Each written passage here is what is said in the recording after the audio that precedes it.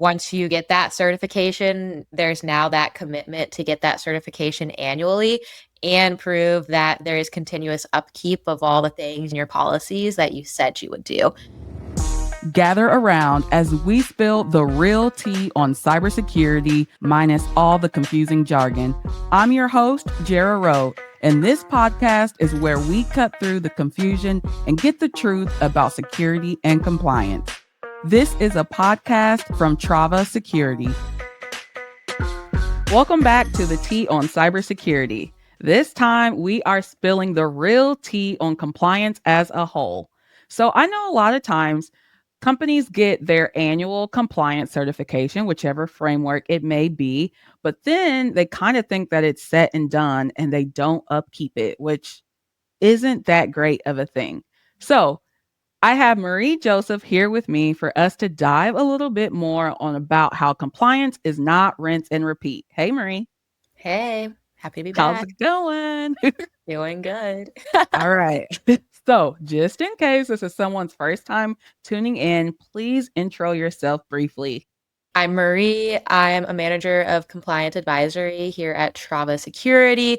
I help my customers get through whatever compliance framework they throw our way, whether it be security or privacy, and then also just some general cybersecurity things. All right. I love it. So, like I mentioned, that compliance certifications are typically done annually. But when it's time to renew, can companies simply reuse the same controls and evidence? Why or why not? So they can technically use the same controls. And the evidence piece is where you would have to kind of give updated evidence. I would say that's sometimes easier to see from the SOC 2 perspective because you have an observation window usually for that, where everything in that window has to have one of those dates on it, basically. So you could technically use the same sheet or document, and then you just have to put like the updated date on it in some way. But in some cases, some of those controls maybe change depending on if your architecture stayed the same or not, which is usually more relevant for people like SaaS companies or people that have a cloud environment in general. Okay, perfect. So I know that frameworks change over time. So what does that look like exactly when it comes to like renewals? And then are there any upcoming changes that companies, I guess, particularly that we work with, should be paying attention to? Yes, I would say majority of the time, most of the changes are pretty minor. They might be like condensing the list of controls in some way or renaming them in some senses, but that really just impacts your audit, really, that you have to make sure that any documentation that states that control number or the title of it is also changed. I'd say that sometimes I've seen it impact kind of internal audits for the most part, but the controls would still operate the same, or they might add an amendment to it where they add an additional control.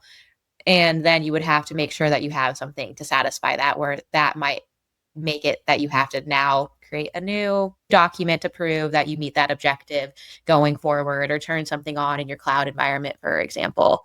So that's usually kind of where you'll see a lot of the changes. And then sometimes you'll see frameworks become mandatory.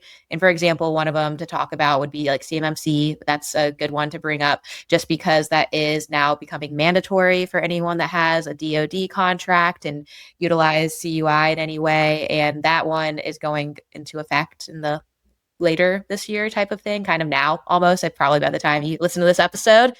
So that's one of the bigger changes. I would say another big one that I see a lot of my customers go for is really with the ISO 27001. That was renewed and had some updates in 2022. So there's that new standard.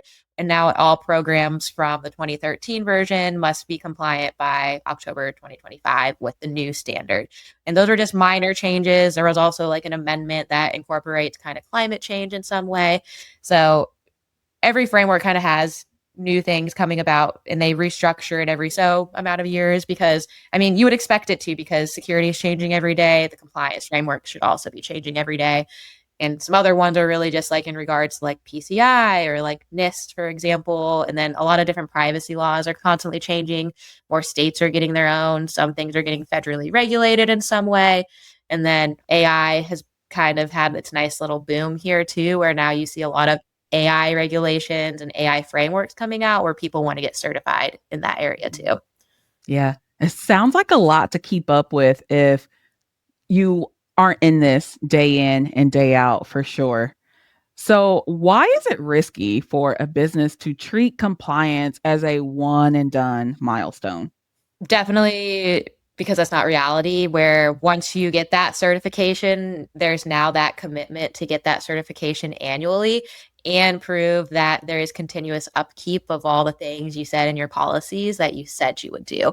So a lot of times you'll have something that you do this quarterly or do this monthly. Like, for example, people say they run vulnerability scans on a monthly basis, where you then should have been collecting evidence on a monthly basis proving that, where it's not really a one and done because your program was supposed to be continuous anyways, which is what you were committing to with that certification. For sure. We're actually going to talk a little bit more about like continuous monitoring, compliance, cybersecurity in a later episode. So I'm really excited to dive into that.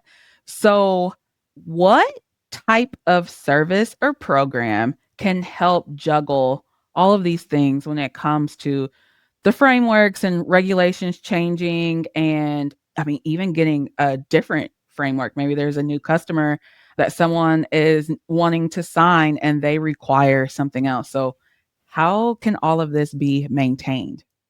Great question. I would say in a lot of cases, a lot with like small, medium-sized businesses, people don't have that headcount available to have someone that's fully focused on compliance. And a good way to like juggle it would be hiring kind of a third party as an advisor or consultant, or similar to like what a lot of our customers do, which is compliance as a service, where we are the ones that are continuously monitoring and upkeeping the program on your behalf. And you really just kind of have to show up for a lot of the things or sign off on them in some way and help us just with the upkeep of your program. But we're making sure you hit all those milestones so that you don't have to worry about something kind of falling off the rails. For sure. And especially again in a previous episode, you and I were talking about like the GRC tools, and I may purchase that, but I have no idea like what to do. So this program like managed compliance or compliance as a service would be able to help me with things like that as well. Exactly. All right, fantastic. So what ROI can businesses expect from managed compliance services? I would say the big one would be overall time back in their day, especially if we're not right next to the audit window closing or getting to that external audit in general. We like to kind of spread out a lot of the controls and everything, and then take on all the controls that we can on the customer's behalf to make sure that they can go back to doing their daily job that they like doing more, because no one really likes to do the compliance and security piece. They can lie to me all they want, but I know it doesn't sound as fun, but I enjoy doing it, and so does my team. So that's kind of why give them back that time of the day to do what they love. And then they also wouldn't have to check in on all those continuous check-ins that I was talking about earlier, like checking to make sure their monthly scans run. We're helping them check that piece and then making sure that they know to check in when they need to. Yeah, for sure. I've actually talked to a Trava customer, will not give the name, but they were like, I understand why cybersecurity and compliance is important, but this is not something I enjoy doing. So then that's what like Marie and her team are for, is to really, allow the customers to really focus on the things that they like, but they know that compliance and cybersecurity is important. So they hire the pros to do that. Exactly. I would say another big one that they don't like doing is like that external audit piece. They don't like the communication of it and all that. And that's something we just take off their hands with our CAS packages, where it's like, I love going through audits, so let me do it for you. Yeah, it's fantastic. What's one common mistake companies make when it's time to recertify? I would say not prepping in any way and not having some sort of compliance calendar that they were following the whole year. That's one of the bigger things. And then making sure that they have that fresh evidence gathered prior to their audit starting. In some cases, they think that like they can just say, oh, I looked at it, but not document it anywhere, where I see that mistake happen a lot too, where the auditor's asking for proof you at least reviewed the document and they don't have anything. So I think those are the bigger mistakes because they kind of waited until the very end of their timeline to start gathering new evidence. Or, like I said, maybe not gathering it at all and just waiting until the auditor asks. Yeah, you can't just wait for it. You have to No, prepare. Yeah. exactly. Prepping is the big thing. Yeah, absolutely. Okay. So I feel like we've covered a lot of information here and definitely proven that compliance isn't completely rinse and repeat. You can reuse controls, but the evidence has to be different when it's time to recertify, correct? Correct.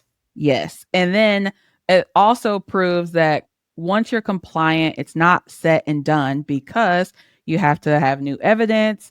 These frameworks and things change. So it's really important to keep up with those things. And if you don't have the time and capacity, that is where a managed compliance service comes into the picture. Exactly. It then becomes an annual and continuous commitment. Yeah, fantastic. All right. So, everyone, once you are certified, you have to continue to upkeep your cybersecurity and things like that. So, if you need help, you can reach out to Marie. Yes, would love to help. She's a professional. She does this day in and day out. Well, Marie, I appreciate your time and expertise. Thanks for joining me on another episode of the Tea on Cybersecurity. And that's the tea on cybersecurity. If you like what you listen to, please leave a review. If you need anything else from me, head on over to Trava Security. Follow wherever you get your podcasts.